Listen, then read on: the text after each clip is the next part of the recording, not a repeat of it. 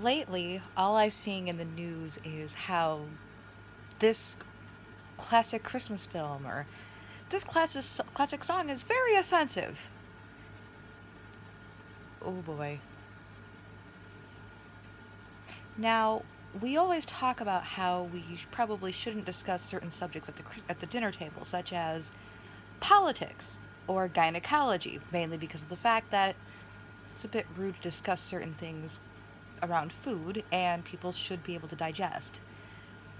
But I'm going to leave the big subject of Baby It's Cold Outside alone for now. Although, if you look at the time it was written, you can kind of see it's more, I'd really like to be here, but I have a horrifying feeling that we'll be having a shotgun wedding if I stay. And go towards these classic films about a bullied character finding love and magic and miracles are offensive. Is offensive. Take, for example, the classic Rudolph.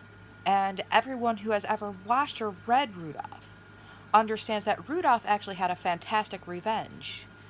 You know the old saying that how the only dog in the pack of dogs pulling a sled that has a clear view is the lead dog. Everyone else is basically stuck looking at that husky's backside. Well, the same thing goes with Rudolph. He basically had 8 of his former bullies staring up his hiney all night and not able to look away. And if that's not good revenge, I don't know what is. So anyway, you have these classic characters: Charlie Brown, Buddy the Elf, Rudolph himself, the little dentist elf from the second Rudolph movie, who are different and who deal with a lot of flack. But that's life. I'm not normal. I occasionally get some flack for it. True story. But magic and miracles are big this time of year, and in a movie, well, let's put it this way. I would need that flack and that horribleness to really make the plot, because me overcoming that is the plot. The same way it would be with Buddy the Elf, Rudolph the Red-Nosed Reindeer, that cute little dentist elf. They overcome adversity, they reach their wildest dreams of pulling teeth or just bringing joy and love and acceptance to all. So, why are these things offensive? Is it because some people think, well, yeah, I'm disabled, but I don't want to be someone's pet? Because that I can understand. You don't want to be everyone's pet poodle who is tolerated and coochie cooed at. Seriously? No coochie cooing. But not really given any real character development or the acceptance that they have a mind of their own and they can think and they can work for themselves. But the classic rebel character is exactly that. They think and they work for themselves, and people don't generally like it, and that's where most of the stuff comes from. Now, one, do not pat people on the head. Do not turn people into morality pets, because people are different, and even people with disabilities like myself will probably be really annoyed with you if you pat them on the head. Keep in mind, I can only speak for myself.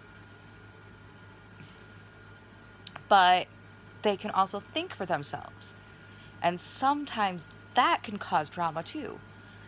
But the only way to have a real movie or a story or a novel is to have conflict for a character to overcome in one way or the other. And the imperfect hero, the one that sasses, the one that gets silly, the one who says, no, wait, I'm throwing up my hands. This is purely ridiculous. What the hell is wrong with you? Can often be referred to as an anti-hero because they're not fitting the saintly, sickly Victorian child template. This is where I would be offended. If everyone insists that the hero of some sort needs to be saintly.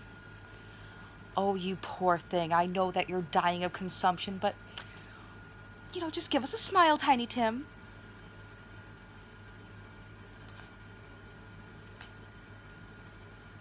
Anyway, so basically, what I'm saying is, think about it this way. Rudolph gets to moon his bullies. The little dentist elf gets to pull teeth.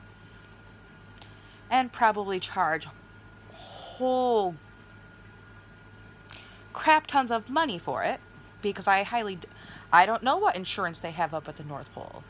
And who pays it? Greenland, Russia, Canada, or the US?